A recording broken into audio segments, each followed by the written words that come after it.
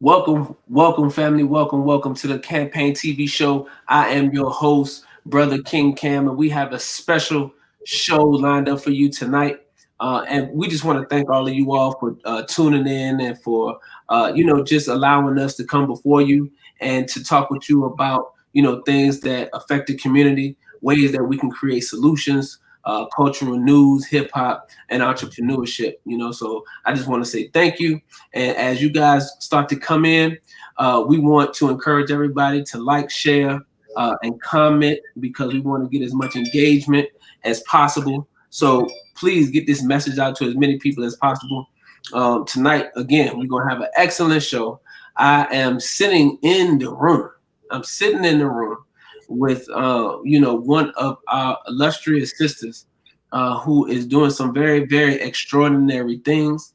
She has her MD, and I'm not really going to get into it because it'll take away from the show for me to talk about it. I want her to get into her experience. But I have Dr.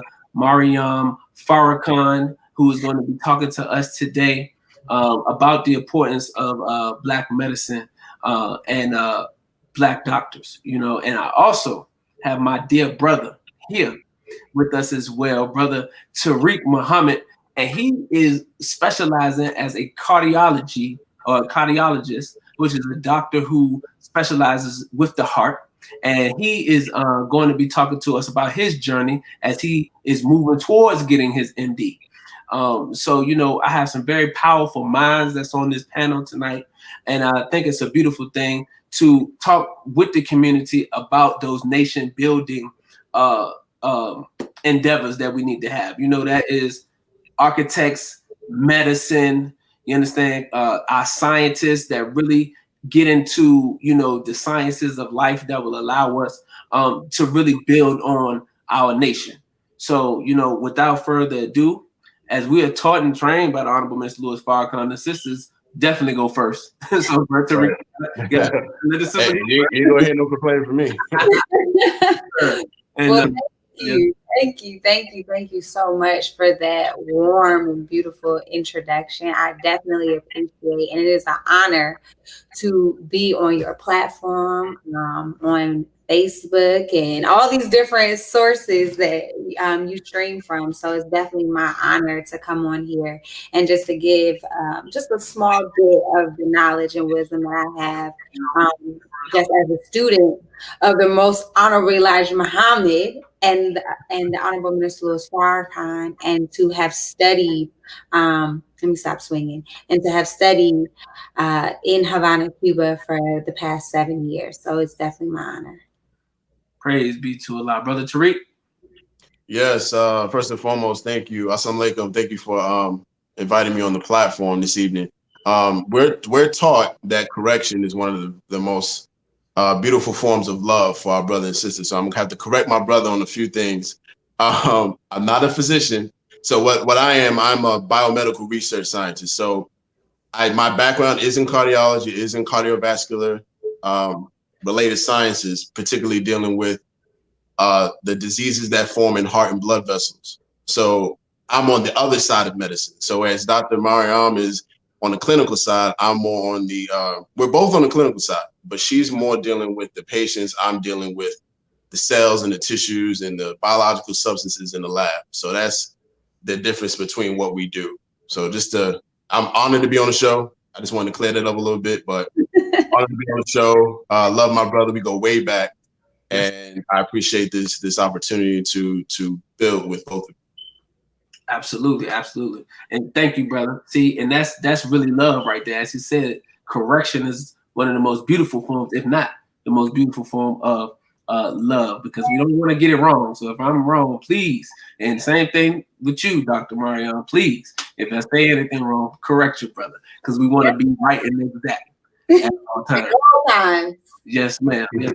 So we want to get right into it. You mentioned your experience in Havana, Cuba, and obtaining your MD. Could you, kind of talk to us about your experience, and your journey? Yes, sir, of course. So I am a very recent graduate of the Latin American School of Medicine in Havana, Cuba. And I studied in Cuba for 7 years with my cousin, Rakaya Farrakhan, amongst not only a delegation of US students, but also students from around the world.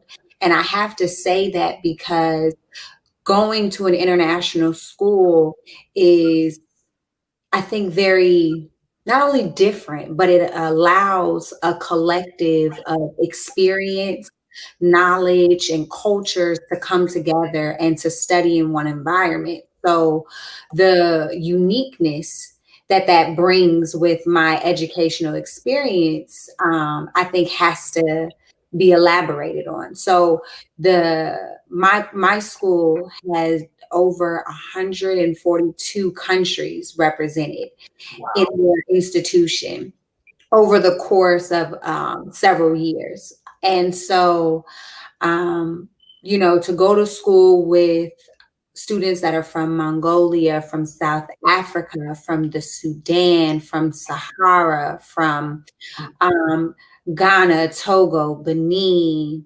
Botswana. It's a really beautiful experience. That doesn't mean that it doesn't come with its challenges, because it did, but there was learning about different cultures while we're studying medicine, and learning how to take what Cuba offers and take that back to our communities at home. So while I'm studying to be a physician to come back to practice in the US, some of my closest friends are from Dominica, or are from Tanzania, where they're going to be going back to their hometowns and serving their people. And so we all know that there's a need for us to help our communities. And some of those ways are very similar, but also some of those are very different because of the political and economic barriers um, that may make it a bit challenging and difficult to give that level of care and service that we're um, used to.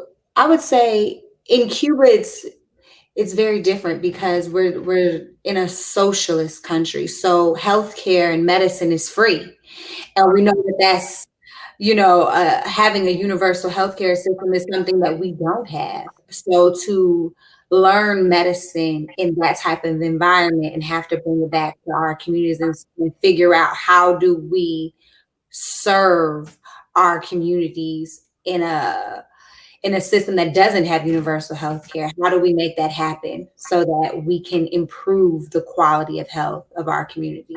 So it was a very beautiful experience. It was hard, but it was hard. Um, I can't stress the word hard enough, because because it was my program was not only 7 years, which is a little bit longer than most medical schools, particularly here in the US. Most students go to school for about 4 years. Mm. 5 if they do a year of research, or if they take some time to do other things. Sometimes you have MD, PhD programs, which are about 7 years. But my program was a straight MD program, which was 7 years, including 1 year of pre-medical coursework. And so that was my introduction, not only to Cuba, but my introduction to the Spanish language. Wow. Wow. Oh man, that right there within itself, really shines a light on the That's right. possibilities over here in America, because when people talk about a healthcare system, that is free for everybody, they almost act like as if that's something that's non-existent, or is something that is not being practiced or accomplished in other parts of the world. Mhm. So for you to come on and just, solidify that, like, in Cuba, they have a free healthcare system. So that means the people there have access to, Mhm. to get, whatever it is that they need to get and not have to worry about a financial barrier. Mhm. Brother Tariq, could you talk to some of the things that you have heard or know about, when it comes to that barrier of, the healthcare system and, how it's set up and really holds a lot of our people back? Absolutely. Just to go into the importance of medical education, as a whole. Uh, the way the system is set up in the United States, you go to high school, you go to college. Some college programs are set up where you can enter medical school after your sophomore year, and then you would finish in 6 years from the time you started college, and then to the time you ended medical school. And then there are cases like Dr. Maryam mentioned where you would go for 4 years, and then the traditional way, 4 years, and then you go into you Presidents. apply, right, residency. You apply for your your national exam, excuse me, your USMA leads and all that, Mhm. and then you eventually go into the subspecialty that you want to go into. But I think the issue that we face in the United States when it comes to the healthcare system and education here is the fact that it's not medical education is almost like the way Cuba has it set up is they have it set up as a need. They don't have it set up as a luxury. It's a luxury to get into medical school in the United States. That's right. It's a luxury to be a doctor in the United States. Wow. It's a luxury because one, first and foremost, it's extremely expensive to go to medical school and to learn medicine. Right. That's why I did not wait until I got to medical school to learn medicine, because first and foremost, the medical education can be taught to a 15-year-old if done correctly. Yes, sir. Cuba is successful the way they are is because they understand the need for the people to have a workable and a reasonable medical healthcare system, not medical healthcare system, but healthcare system, and have physicians who are competent enough to understand the needs of the people. The physicians that train in Cuba, and I'm sure Dr. Maryam could attest to this, are from areas that are really struggling or have the need for physicians. So they need to go back to where they come from and serve the areas that they live in. In the United States, you have opportunities as a student to study medicine and come back to where you came from. But by the time you're done training as a physician in the United States, everything is so marginalized, it's so bombarded with rules and regulations and this, that, and the third, that by the time you get back to where you came from, it's hard to be there because the system doesn't allow you to be there in that capacity. So you have to be grateful for programs like those in Cuba, programs like those in other parts of the Caribbean that are doing similar work. Absolutely. But yeah, absolutely. But it's simple, It's. People need. I I'm want. sorry. Go ahead. I wanted to just chime in because I know we're just having like a casual conversation, but on a topic that's very important and very relevant to the time that we're living in. But I remember having a conversation with a colleague of mine, and we were discussing how medicine is inherently for the privileged or for the elite because of how that's just how it was structured here in the US. Right. I'm not talking about on a global scale. I'm talking about where we were all born and raised, being here in the United States of America, and how to go to medical school and to get to that point, you may spend anywhere from 200 to 400,000. And we're not talking about people having $200,000 and $400,000 in the bank when we're speaking of the Black community. We're talking about going $200,000 and $400,000 in debt. Right. For example, like Tariq was saying, before you can get to medical school, you have to go to undergrad. I don't know what I don't want to say most universities, but I'm going to say my. So I went to UCLA, and UCLA was about $50,000 a year as an out-of-state student. And I've heard other universities come close to that, or if not more, if they're between $45,000-$60,000 a year. You multiply that times 4 years, and that's 200,000 just for undergrad. Now, medical school is so competitive. Most students, before they even get to medical school, do their master's in public health or their master's in biology or chemistry.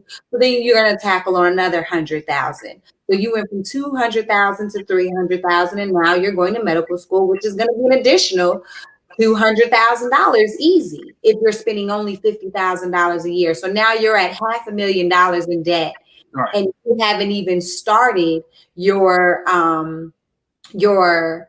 actual practice. You're just going now into the aspect of I'm a physician, but I have to practice and become very skilled and qualified in a specialized craft. So now I have to go to residency, which maybe pays about $50,000-$60,000 a year, but you're in debt $500,000. Right. $500,000. So when we talk about it being kind of like inherently for the privileged or inherently for the elite, how many Black people or Black families do you know have $500,000 for their child to study to become a physician? It's crazy. Mhm. Wow. It's crazy, and it's like, don't fail, because now we done spent $500,000 for you to realize, oh, this isn't something that I want to do, or you may not feel strong enough to do it, or competent enough. And so I don't want to go on a whole tangent about it, but that's really something to consider. How many Black and brown children or students, future scientists, are being pushed away from medicine because they can't afford it? And I'm glad you brought that up, because when you look at the the economic hurdles, $500,000 just to get the education. Again, you have not even entered into the practice. You haven't been able to get out and start doing anything. You talked about your residency. So, it costs you $500,000. You get in debt $500,000. Then you have to pay this back off of interest. With interest. With interest. Let's not put that 5% APR on there. Exactly. So, you're talking about business now, big business with these institutions who, are charging this type of money for you to go to medical school. So, like you said, it discourages many Black and brown people who want to go and want to do something. When you see those type of numbers, it's like, nah, I'm going to just settle for this X, Y, and Z. So when you get into the industry and you look at the medical industry and you see that there's a lack of our presence, it's a lot of it is due to the economics. So, going back to you, Dr. Maryam, could you tell us more about this program and how, people could get exposed to it? How could people start to find out about it? How do they have to write a letter to be accepted into the program? Because you said the delegation of U.S. students. So those who may be interested in, in studying medicine and want to get into this program, how would they go about it? Right. That's a wonderful question. Okay. So if you are interested in studying medicine in Cuba and want to know more about it, I highly suggest that you do your research first and foremost. And one of the ways that you can do that is to research the Pastors for Peace program. It's IFCO, IFCO, Pastors for Peace. And they are an organization that helps to facilitate the students from the U.S. delegation to go and study in Cuba. So depending on where you are, I'm assuming that this is technically an international broadcast since it's on YouTube and international. So if you're not from the US, but you're also interested in studying medicine in Cuba, you would need to perhaps look at your embassy in your respective country to see if they can get in contact with the Cuban government and see what their relations are between Cuba and your respective country. But most, I would say 99% of the students that attend my school, they go through their government, because their government has partnerships with Cuba. We're the only country that doesn't have a partnership. So because of that, we go through IFCO, Pastors for Peace, and they have been the organization that has helped, or that has been instrumental. Let me not say help, but has been instrumental to ensuring that there are Black, Latino, and other students of diversity the access and the ability to study medicine in Cuba. Yes, ma'am. Yes, ma'am. And in the past July 4th address that the Honorable Minister Louis Farrakhan gave to us, entitled "The Criterion," he talked about Cuba and talked about the medicines and the different therapies that they had to assist us in this pestilence from heaven, as he called it, or this pandemic of the COVID-19. During your time in Cuba, were you able to see some of those different things, or have any more interaction with any of those different things? I know he mentioned the alpha interferon and some of those other therapies, and also to marry that, there were other doctors that have been coming out from different countries, African doctors, doctors from Nigeria, and things of that nature, who were bearing witness to what the Honorable Minister Louis Farrakhan, whether they're consciously or subconsciously doing so in the different therapies that he was talking about to help eradicate this COVID-19. So could you elaborate further on that? So yes, I can do my very best. One of the things that I would say is that while I was in Cuba, those last couple months, as I was awaiting graduation and finishing up my internship, we were hit with the global pandemic, the COVID. And so one of the things that I can speak to is how Cuba responded to COVID on a local level as well as on an international level. Because one thing that I respect about Cuba, and this, I guess, is a product of being a socialist country, is that when they decide to do something as a nation, as the Ministry of Health, they ensure that everybody is on board and we're working with the same agenda to get the one thing accomplished. You see what I'm saying? And so it has to save lives and prevent people from a virus. They're going to make sure that everybody is fully aware and equipped with what they need to know and know what they need to do to ensure that the people are safe. So one of the things, and I think that that's what has been very different from the US and Cuba, just from my observing it, is that, we have politicians and leaders who are saying, okay, each state, kind of dictate or control how they would like to prevent or respond to COVID. But when Cuba says this is what we're doing, everywhere, every province, every city, every barrio is doing the same thing. And so with that being said, when the government said everyone wears masks, you literally, like, overnight, you saw everyone wearing a mask. And it was so it was such a beautiful sight because everybody jumped on board. And it was you could tell that the community was invested in their health. So it wasn't like, why do we have to wear masks, or what are we doing? It was, if I walked out of my front door and I didn't have my mask on, I'm taking out the trash, I would have my neighbor asking me, where's my mask? And I'm like, oh, Man, I was just taking and it was, and they enforced what it is that they stated. They say wear a mask when you're leaving your home. If you walk outside your door, you put a mask on. And it was, I mean, honestly, it was such a beautiful sight, but they would cite you. They would literally give you a ticket immediately if they didn't see you with a mask on because they're not playing.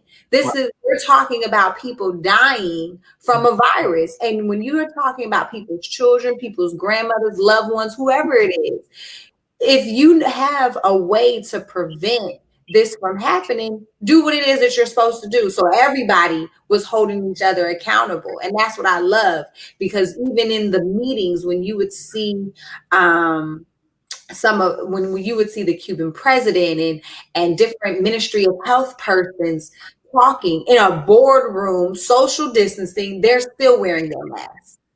And I think that was just one way the Cuban government responded was the prevention aspect. When I tell you everyone had on a mask, everyone had some sort of disinfectant to wipe their hands. I literally got on got in a taxi, like a taxi car. And before I could hop into the taxi, the guy was spraying everybody's hands for you to wipe your hands off before you got in. And then real and spraying the gear. And I was just like, this is awesome. We're bringing that mix up in my car. I was like, this is amazing. Right. But that was just one way that the Cuban government was like, okay, we're going to tackle this on a preventative, or as a preventative measure, but we're also going to try to treat. And that's another front that we have to, that we're combating. Yes. So, I mean, when you're talking about prevention, they had medical students canvassing, going door to door in the entire country for days on end. Do you have any symptoms of COVID? Have you traveled? Have you been associated with someone who traveled? They weren't playing. They was like, listen, we need to canvass every inch of this country to make sure that we keep our community safe. And in addition to that, you have to think like the Cuban government also was dealing with this whole medical internationalism and helping countries all over the world, from Italy to Venezuela to Nicaragua to Jamaica, Haiti, Belize, Dominica, so many countries. They were sending brigades of physicians to help and serve in their communities, which needed help and support. And it's like, out of all of the countries who have been afflicted by this COVID, America is suffering. But you will, and I think that's part of the reason why we're suffering so much, because Cuba's only 90 miles from the coast of Florida, and I'm sure Cuba would help. But America is just so, I mean, ignorance is an understatement, but arrogant. And we'd rather see people die than get help from someone who has, over the last 50, 60 years, only wanted their independence. Absolutely. Absolutely. And that's perfect, because I wanted to segue into this clip that I wanted to show the minister talking about Cuba and and the embargo and things of that nature, because our people are not very informed on what's really going on. And like I said, only 90 miles from the coast, do we have help that is more than willing to come in and to help give us these therapies and these treatments so that we could eradicate these high numbers that we have here in the United States of America. And because of our incompetent leadership, you're watching people die. So, who brings back football? They can make a bubble for football and basketball, and for hockey and for baseball. They can get everything squared away for sports. But when it comes to people and lives, they slacking. They really slacking. So I wanted to pull this up and have the minister give us some teaching on this. Plague broke out in Wuhan. They went to Hubei, a province in Wuhan, and with the Chinese, they corrected it and drove it out of Wuhan. Don't we need something that Cuba has? That's right. Well, let me finish the point. I ask because I'm about to ask the government, relieve our brothers and sisters in Cuba of the burden, the unjust burden of your embargo. Because we're not going to take no medicine that you, the killers of all of us, remember the syphilis experiment? Remember what they did to the Native Americans with smallpox? Oh, yeah. Remember the vaccine that they gave us for polio that was cancer itself? So how in the hell could you trust them with a vaccine after you know what they have done and that they're capable of doing it again on a bigger and broader level? It's government policy to reduce the population of the earth by 2 to 3 billion people. You know that, right? If you don't know it, I've been telling you about it. And they're using methods that Zbigniew Brzezinski mentioned. It's easier to kill 1 million people than it is to control 1 million people. Zbigniew was not playing. It is easier to kill 1 million because they're killing millions as we speak. We will not accept your vaccine. Tell them, Mr. Trump.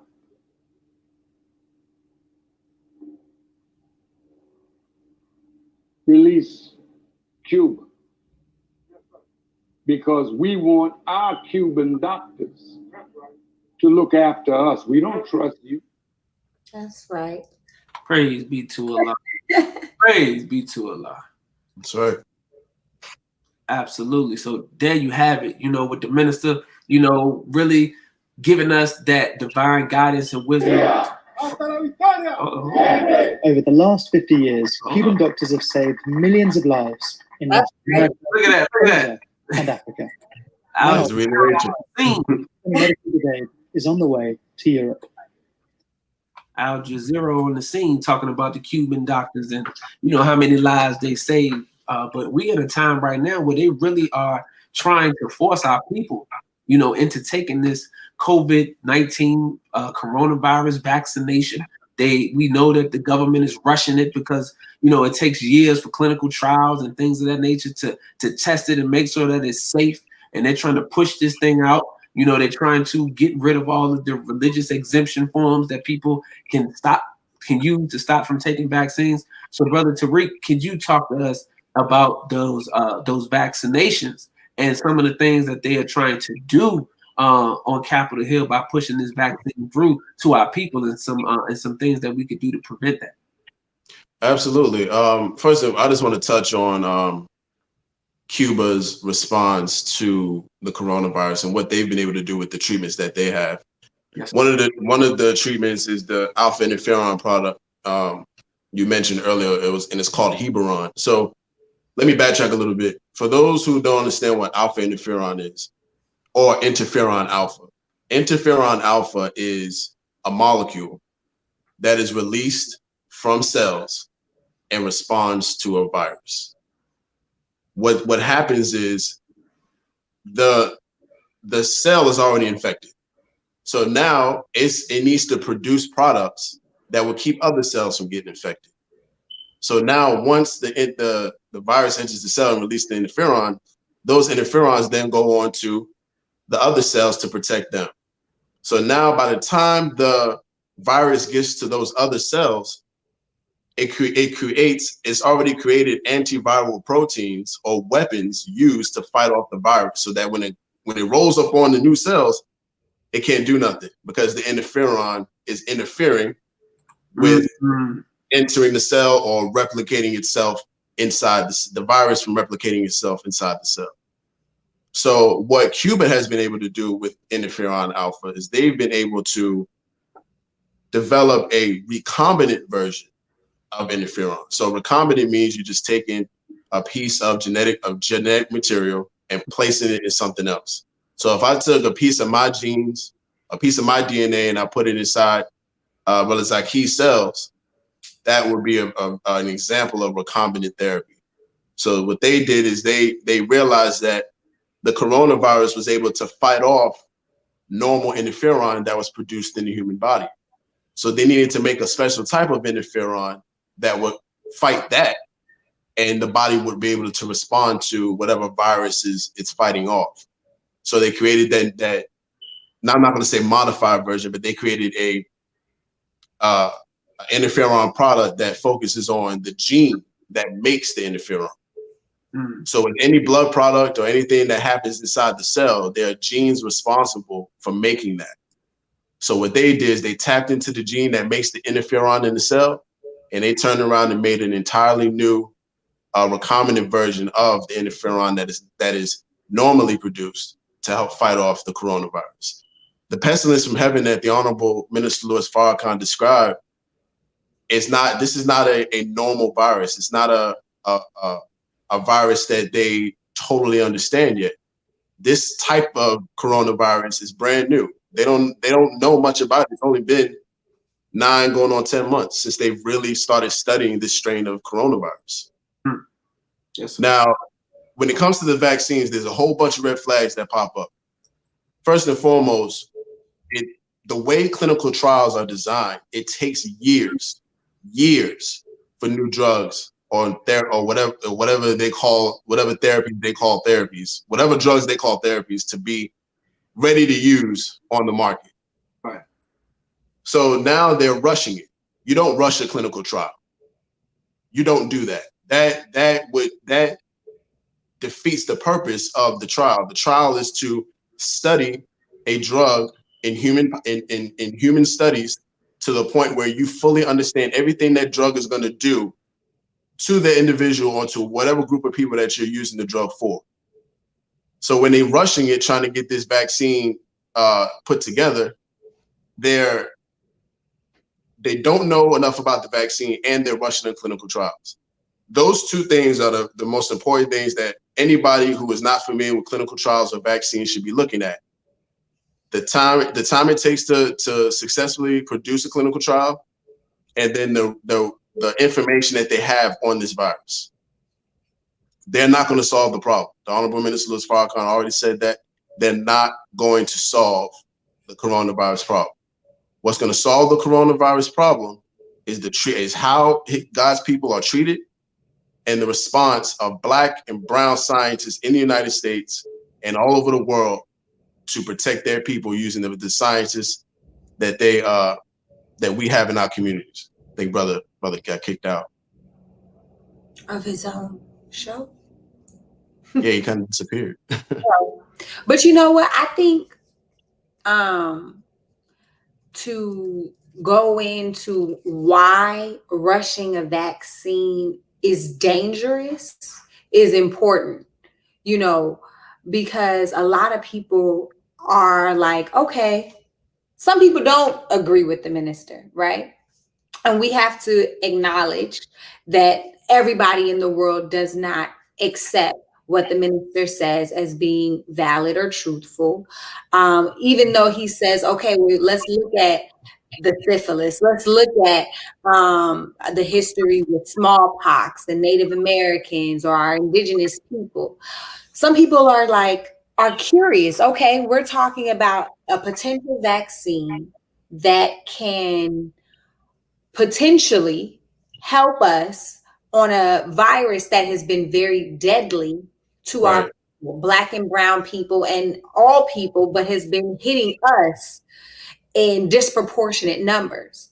But why is it dangerous? Why is accepting a vaccine, regardless if you believe or disbelieve in the historic and present tragedies when you're talking about Black and brown bodies and medicine and medical experimentation, but why is it very dangerous to push a vaccine prematurely?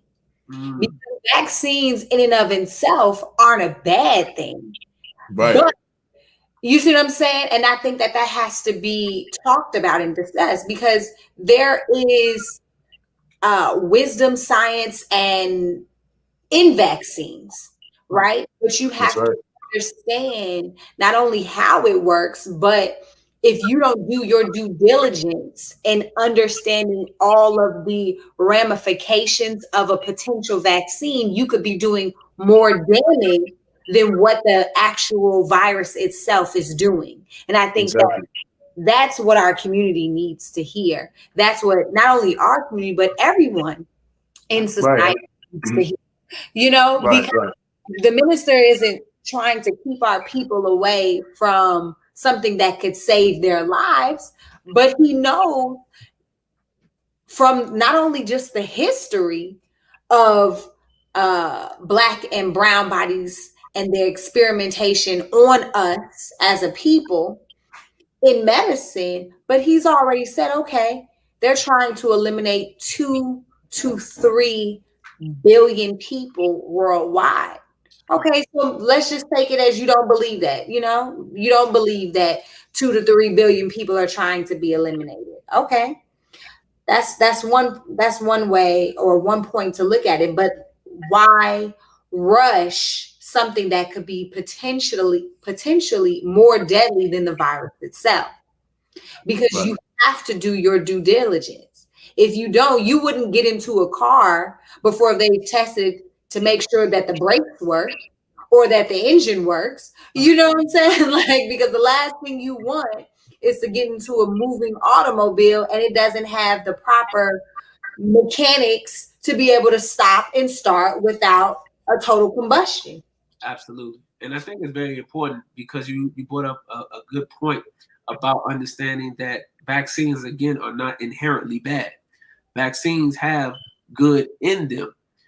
But what we don't know is what type of chemicals or what type of things are actually in the vaccines, and the things that cause them to be bad, where you look at certain vaccines that have too much mercury in the vaccines that cause brain damage. When you look at the fact that certain vaccines have thimerosal in the vaccines and things like that, these are the things that cause the ailments, and then they don't even really talk about a lot of the deaths that are caused by these vaccinations. They talk about the autism and things of that nature, but when you give the vaccinations with these high doses of things that are not good for us, on top of the timing, because they give the MMR vaccine too early, and when they give the vaccination too early on an undeveloped child with an undeveloped system and an undeveloped mind, then these different chemicals get into the body and it causes all types of miscommunication, because the body, we know, is a living organism that has communication, and the brain is the communication center. So if the brain is wiring is thrown off, then it throws off the other functions of the body. So again, it's very important that we have doctors and people that work in the medical industry and field to come and give us this information, family, because we again will make ourselves susceptible and our children susceptible to things that we don't know, and they create a climate of fear that herd the people towards something that's not necessarily good for them. So just really quick, I want to do a little commercial break. We want to go ahead and we just want to talk about our Black magazine that we have here in Atlanta, Georgia, which is called the Rise Magazine. And this month's issue right here is the Peak of Greatness. It has the beautiful face of the Honorable Minister Louis Farrakhan on it. And in this magazine, we talk about Black businesses, Black communities. We try to highlight and promote the work of the Nation of Islam. And this is one of the many things coming out of the great South right here in Atlanta, Georgia, from our great Southern Regional Representative of the Honorable Minister Louis Farrakhan, brother Student Minister Sharif Abdul Muhammad. So this is the Rise Magazine family. You can follow Rise Magazine on social media, and you can also purchase and order your magazine today so that you can see more of the work of the messenger, the most honorable Elijah Muhammad, the Honorable Minister Louis Farrakhan, and our beautiful mother Khadijah right here, Sister Sharifa. In this article, we highlight Sister Sharifa, the wife of Student Minister Sharif, and all of the beautiful things that we are doing here in the South family. So you can come to this website. It's risemagazineco.com. Again, it's risemagazineco.com, and you can get your September issue now, family. So now that we got that out, praise be to it. Because the black platforms and the media outlets don't do no justice if we're not promoting our people. Exactly. We want to promote, black businesses and have and put it out there. So it's a beautiful thing. So so now moving forward, because we talked about the vaccinations, we talked about the program in Cuba and how people can get in contact or go ahead and move forward, do their research about getting involved in the program. Dr. Maryam, in your experience, could you talk more about your experience as it pertains to some of the challenges that you went through while in medical school and some of the ways you was able to overcome that? Yes, sir. It's not a problem. And I think that's honestly a good question, because sometimes we don't talk enough about the challenges, and we don't talk enough about the challenges that we have to overcome and the perseverance that we have to have in order to succeed. I think sometimes it could be a glossed over subject, and we just think about, I've made it, I'm successful, I'm a physician, and, I'm a scientist, I'm an engineer, but there's a lot of struggle and trial in that journey, in that process. So for me, I came into medicine from a very, I would say, a very different set of circumstances and experiences. I went to the University of California, Los Angeles, to study mathematics. And while I was at UCLA, I had a very difficult journey because I was missing some foundational skills that I wasn't aware that I was missing. And so as I began to struggle through, some of my later years at UCLA, I was to the point where I was just completely ready to give up and to walk away. And then there was a couple of different opportunities that came my way. One was to delve deeper into my history and my culture, and to bring all of the things that I had studied over the course of 3 years together to get a degree in interdisciplinary African American studies. Now, while I was in my senior year at UCLA, I was talking to my cousin Rakaya about the Latin American School of Medicine. She had just visited, and she was telling me, I don't think I'm gonna go. I don't really think that it fits me. I don't really think that it's the environment that I'm used to. It is a developing, or sometimes people say a third world country. It has very, it has its challenges. There were times where we lived. I'm laughing now, but there were times when I really cried about stuff like this. But there were times when we didn't have running water, and it was done to conserve the amount of water that the school in the country had. So we would literally have times where we would have to time our showers and our bath because we literally would have maybe 2 hours in the morning or 2 hours at dinner time with running water. So living in 2013, 2015 without water, that's unheard of for someone who may be living in America. You know, maybe in other countries that experience may not be so far removed, but even in America, unless you're in extreme poverty, you don't know what it's like to live without water for hours on a day-to-day basis, and that becomes normal. You know, I remember, and Rakaya, I'm sure, can attest to this, having to, literally take a bucket of water and that's how you flush your toilet. Or, we had paper shortages. Like, I've never been in a country that had a tissue shortage for, it was weeks on end. And I was just like, this is crazy. Like, I've never I've never experienced this, right? So when you're talking about the living conditions, it was so different from what we're used to. And that part was challenging because now your comfort is challenged, and your sanity could even be challenged if you don't understand how to find the positives in an environment, in a situation. Some people right now are going absolutely crazy during COVID, being in their house every day, all day, social distancing and staying, this self-imposed quarantine in your home. Like, and it shows you and it tells you how much you have to create your peace in your environment. You have to find beauty in the smaller things. And so throughout our experiences, not only do we have challenges on just the living front, we also, me personally, I had never taken a class in Spanish before ever in my life. My program was 100% in Spanish. So you can imagine you can't imagine. You can't imagine what it was like to go to another country.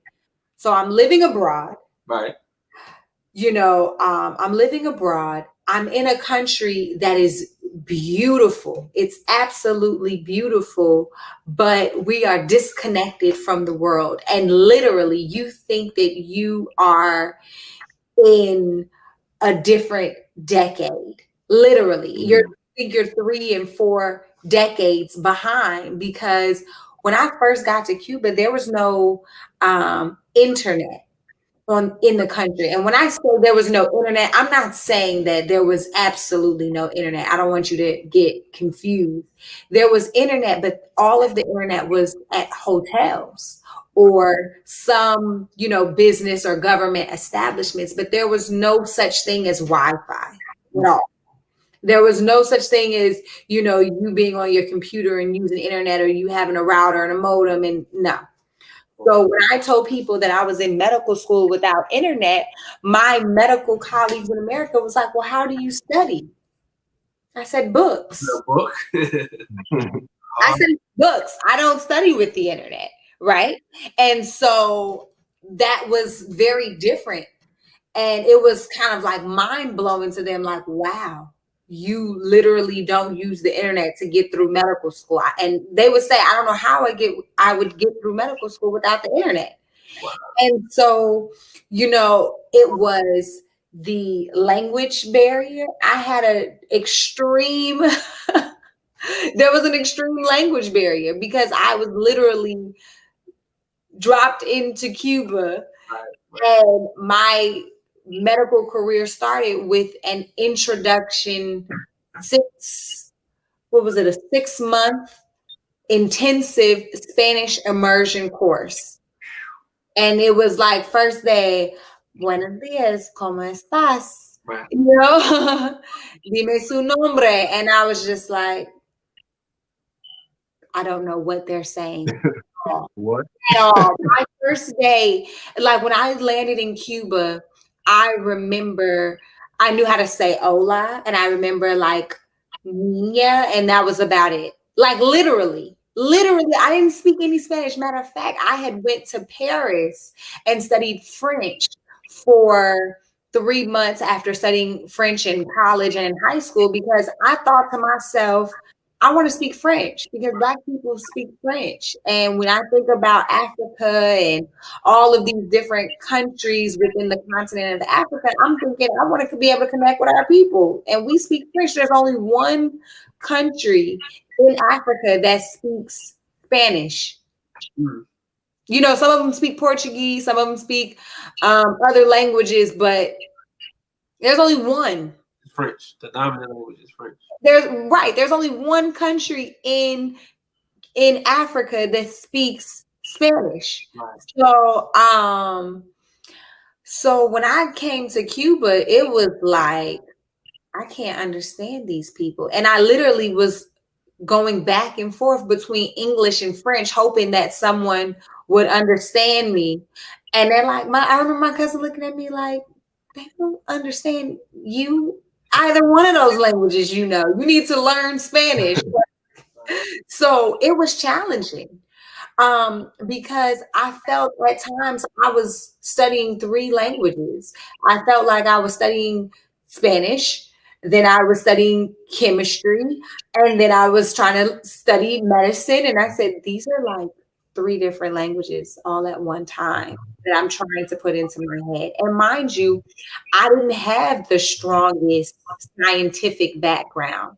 I was a math major who had transitioned and turned into someone who studied interdepartmental Afro-American studies. So now my degree is in history, but I have courses in engineering. I have engineering courses. I have math and science courses, but my foundation wasn't all science like most pre-med students. So I went in there and was like, I have to just keep my eye on what it is that's in front of me because it was a challenge. It was a real challenge, but I had my friends from the Caribbean, from Dominica, from Jamaica, who were really instrumental, and from Tanzania that would sit there and tutor me and go PowerPoint by PowerPoint to explain to me,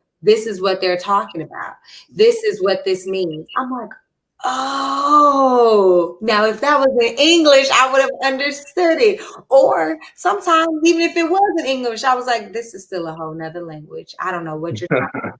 No, because I mean, when we were talking about, the Krebs cycle and stuff, I was confused. I was like, what are y'all talking about? So that, I mean, when I think about my experience being away from home for 7 years, when I finally moved back to America, my mother said, you have lived away from us for the last 11 years. You went to UCLA and then you went even further, you went to Cuba. So I've been gone since I was 18. And now my family is finally, like, oh man, we can hug you. We can see you for longer than like 2 weeks. So that's emotionally taxing for being away from your family for so long. So when I talk about my experience of being in Cuba, I have to think about, the social and the economic challenges that Cuba experienced because of the embargo and how that affected, the way we studied or how we lived or what we could buy in the stores and what was available to us.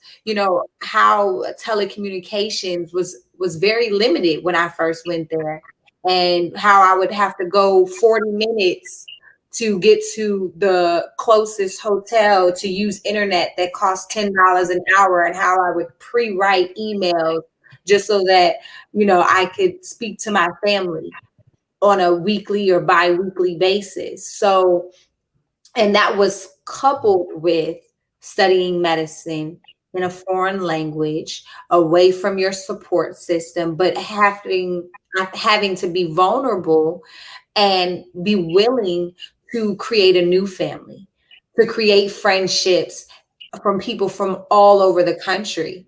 And so, I'm just very blessed to have had that opportunity to have, to be able to experience living abroad for some time and to experience the Cuban culture and, learn about so many things even outside of medicine. Absolutely. And Brother Tariq, I'm coming to you after this. Dr. Maryam, do you think that there was, after going through those different trials and going through your journey, do you believe that there is a level of, advantage or an advantage that doctors that go through that or students that go through that program may have over the U.S. students? Most definitely. I mean, I think every program has its potential positives and drawbacks, right? Right. But my experience, I think that I'm still unpacking my 7-year journey in Cuba.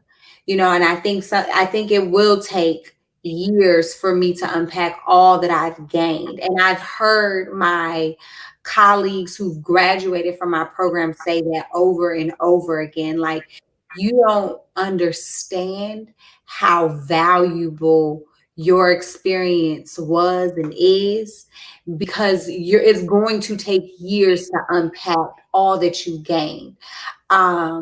I definitely know that I've gained so much. Not only did I come just as a student that had their bachelor's degree, but I left with my MD. I left bilingual. I left debt free. I left with friends from all over the world who are now physicians. So to say that I have physician friends in Tanzania, in South Africa, in Sudan, in Mongolia, in Jamaica, in Trinidad, like, to say that I have friends who are physicians all over the world. So when it's time for us to come together and do research or to start projects, when they want to start a hospital in Guinea, it's not a problem. Right. It's not hard. And so when it's, you need a team of physicians to come down and help, and we're going to support you through this journey, of course, we're coming. So experiences that I've gained, and that's in addition to the fact that Cuba has a very, very strong medical program. They are known worldwide for their physicians, for their doctors, for their nurses, and for their international health and that they bring. Like in 2014, they were there for the Ebola outbreak in West Africa. Like, they are constantly at the forefront when it's time to respond to natural disasters, outbreaks, and emergencies. So when you're talking about learning how to be a highly skilled physician with minimal resources, Cuba's number one. So when America panics because they don't have, a surplus amount or a sufficient amount of masks, you know what I'm saying? Or they don't know how to deal with the fact that they have all these patients and not enough beds. This is what America was dealing with for the first time. This is what my colleagues who were physician students or student physicians were dealing with, and they had never experienced what it's like to be without the resources that you need. Resources that you need. I studied in an environment that has never had the resources, all of the resources that they need. Right. Never. Wow. You know what I'm saying? So when you don't have everything that you need, but you have a mission, then you're going to be creative. That's right. You know what I'm saying? You're going to be creative. Now there's that ingenuity. You know what I'm saying? There's that innovation, because now you have to figure out, how am I going to do this with this? How am I going to make this happen with the 5 things that I have, and I'm missing 2 very important fundamental things? That's what Cuba taught.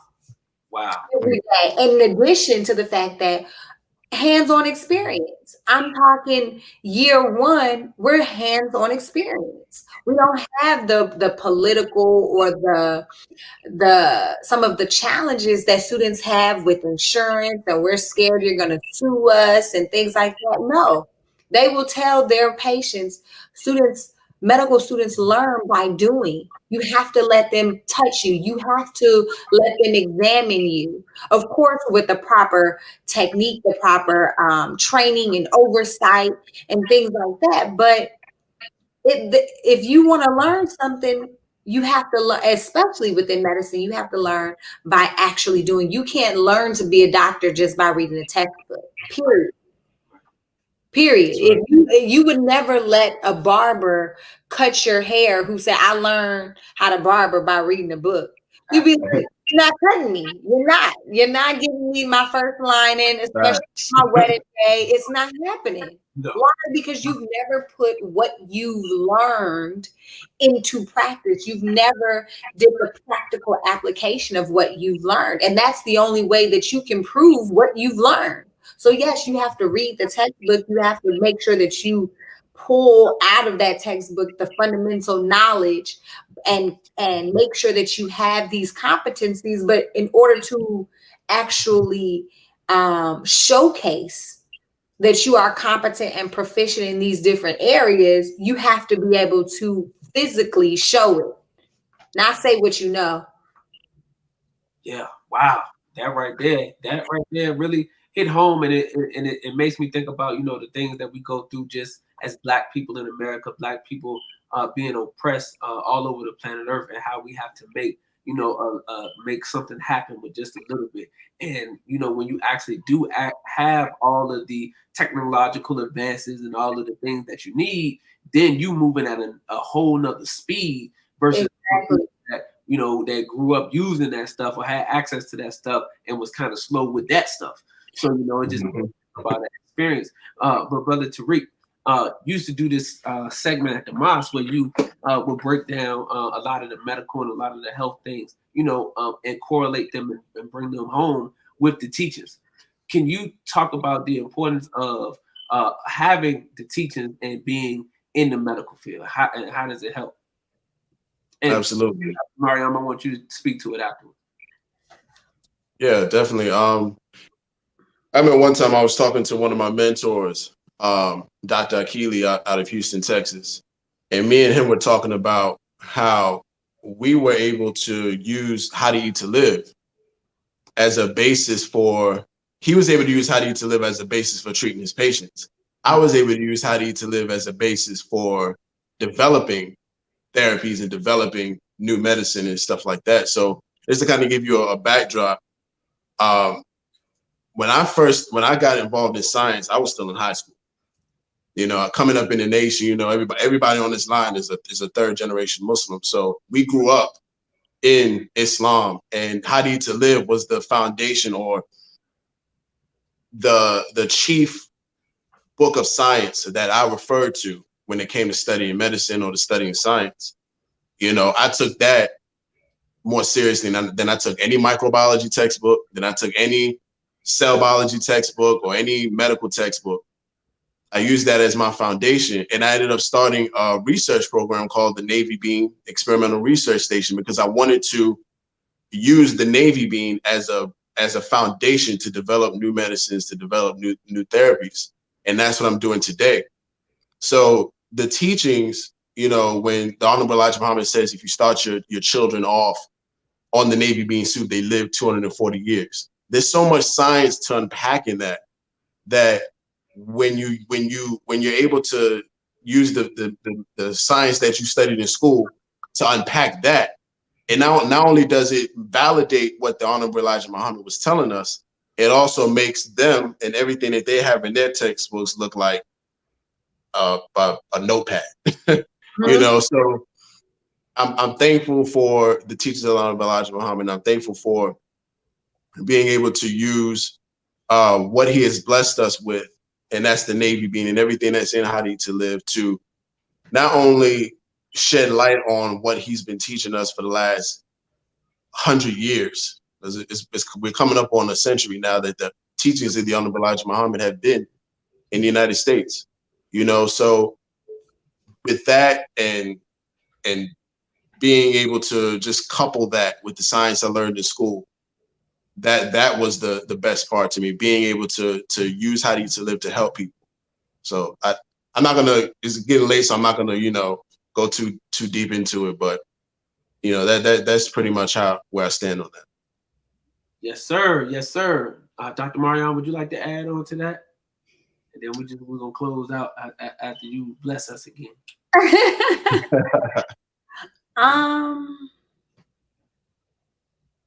When I think about the teachings of the Most Honorable Elijah Muhammad, I definitely would have to agree with Brother Tariq in regards to How to Eat to Live, books 1 and 2, as the foundation. But the Honorable Elijah Muhammad also knew that we That's right. are people who don't listen and follow instructions. So when he talked about building hospitals, well, there would be no need for a hospital if we would have done what he taught. You see what I'm saying? So if you think about it, there would be no need for us to be building hospitals if we listen to what the Most Honorable Elijah Muhammad said and used How to Eat to Live to correct our diet, to correct how we think and how, you see what I'm saying? But he knew that some of us are so far gone, or he also knew, in my personal opinion, that we don't listen. And that some of us are saying, oh, well, that's just so basic and rudimentary that perhaps that's not the cure to our illnesses and our sicknesses and our diseases. And we know that the body naturally has the ability to correct the problems, the pathogens, the ailments that are presented in front of the human body. But we also know that if you keep wearing down the body will just be like, you know what? I give up. You're doing what you want to do. So when the messenger said that he wanted us to build schools and hospitals, well, we know that in order to get to a hospital, to that hospital level of knowledge and understanding, we have to have schools. And so that's why it's so important that we pour back into our Muhammad universities, to make sure that we are building students in science, in math, in technology, in research, and all the other areas, agriculture, engineering. These are necessary because the person who studies agriculture is just as important as the physician. And the person who studies engineering, the mechanical engineer, the electrical engineer, those individuals are just as important as the doctor, the nurse, the medical technicians, and the agricultural scientists. Like, they're all necessary. So when we talk about building a nation, and that's really what we're moving towards finally, is us trying to build for our people, for our community, for ourselves. And so we have to get to building that hospital that the messenger talked about. But right now, what we do have is our MUIs. What we do have is these different institutions that can help to ensure that Black and brown students can become scientists, that they have the foundation that they need to be able to study at the university level and then on to medical school. But we need those too. Muhammad University is supposed to be a university, not just a high school or an elementary or middle school, but it's supposed to be a university. So we need to really think about that, because in order for us to get to our hospital that we need, where are we training from? Because if we're training from our enemy, then we have to question some of the things that we've learned. Absolutely. That's right. So, I mean, I'm not trying to say it's all bad, because it's not. Because even the messenger said we must study our enemies. They are successful. They don't make excuses. So we can't make excuses either, because our people need us. Our people are out here dying, and they need more people like us. But it's in them. We just have to pull it out of them, and we have to have the resources to be able to make sure that they get this support that they need.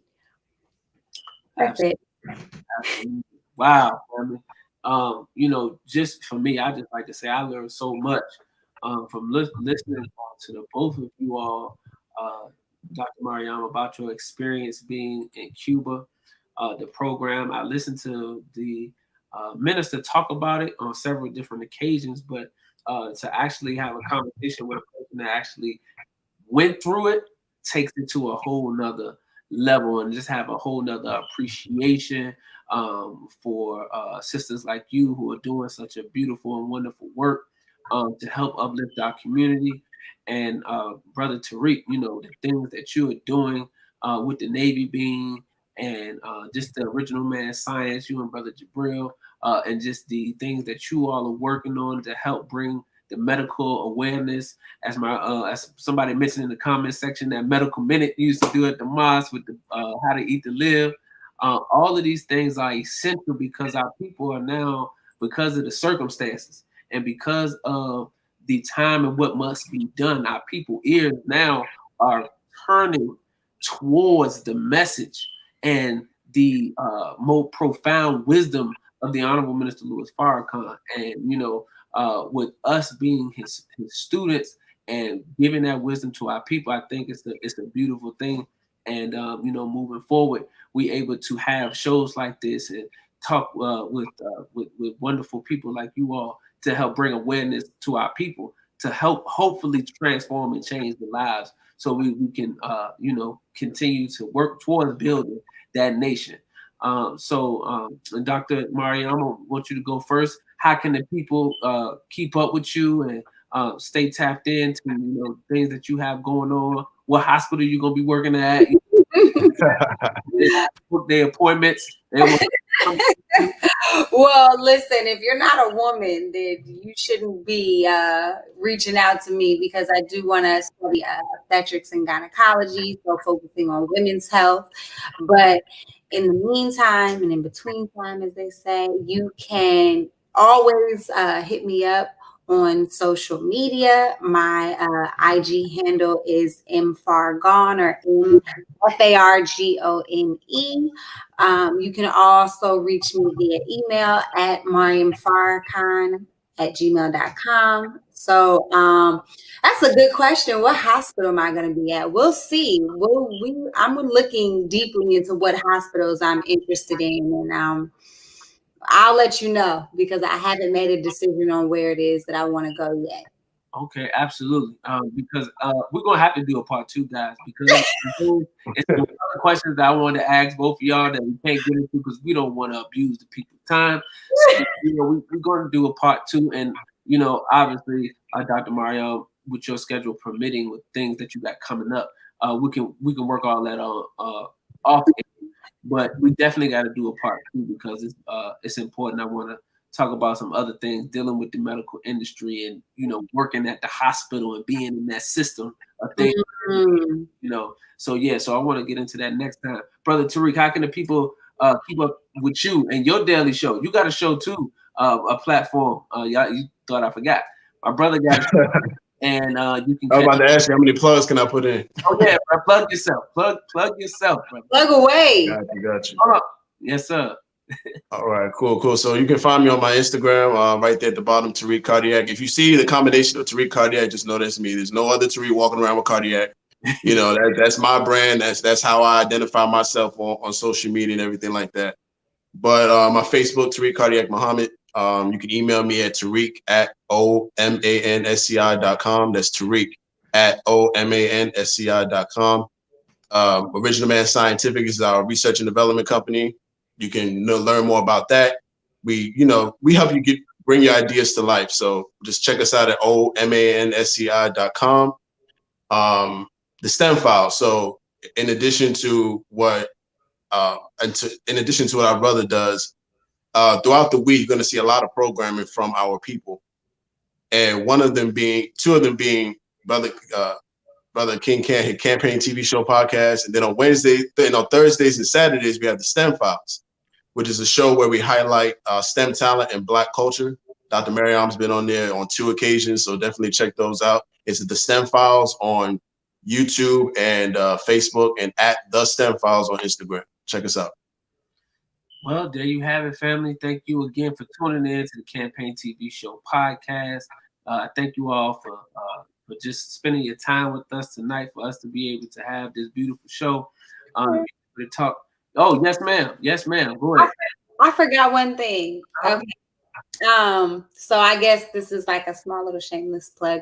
So I am actually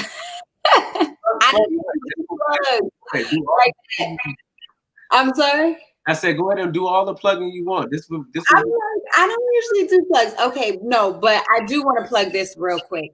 So I have started a book club called Weekend Reads, and I would suggest that all of us get involved with just doing more reading, more literary review, especially during this time that we're living in. So right now we are reading a book called Medical Apartheid, which actually goes into the history of the Black American experience and medical experimentation here in North America. So we actually have a book review coming up. Sorry, my mom's calling me. Hello. Sorry. So actually all of the information you can find on my IG. If you go to my, what is it called? The web page in your IG, there's a drop down and you can click on Weekend Reads and it'll tell you when our next book club meeting is, which is on the 13th of this month. And we'll just be going over the first 4 chapters. So you don't have to come and have read the whole book, but we encourage you to have read the first 4 chapters, and that's Weekend Reads at 8 p.m. Eastern Standard Time. Can I make one more plug, beloved? I'm in this plug spirit. But now, one of the things that we're doing at Richard Man Scientific, we have our invention and innovation workshops. So we just combined week 2 into week 3. So now you still have the chance to register a young person between the ages of 8 and 18 to the program. They'll learn how to invent and how to innovate different aspects of invention, like patents and trademarks, prototyping, manufacturing, stuff like that. So we really teach them how to take an idea all the way to a physical product on the market.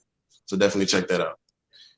Thank you so much information. And I'm happy to oblige anybody that comes on the platform with Black business, Black education, anything that can push the culture forward and assist our people in being better.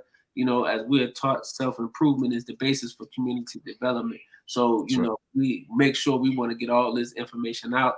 As you see coming across the bottom of the screen, if you would like to donate to the Campaign TV Show podcast to help us keep the lights on, to allow us to keep bringing these illustrious guests to the platform, then you can do that at CashApp, Campaign TV Show, or via PayPal, just so that we can continue to have these type of shows and to support Black media, because I've always wanted to get into Black media so I can have these type of discussions, be able to talk with people like you all, and just to be able to, as the minister said, raise the level of consciousness of our people.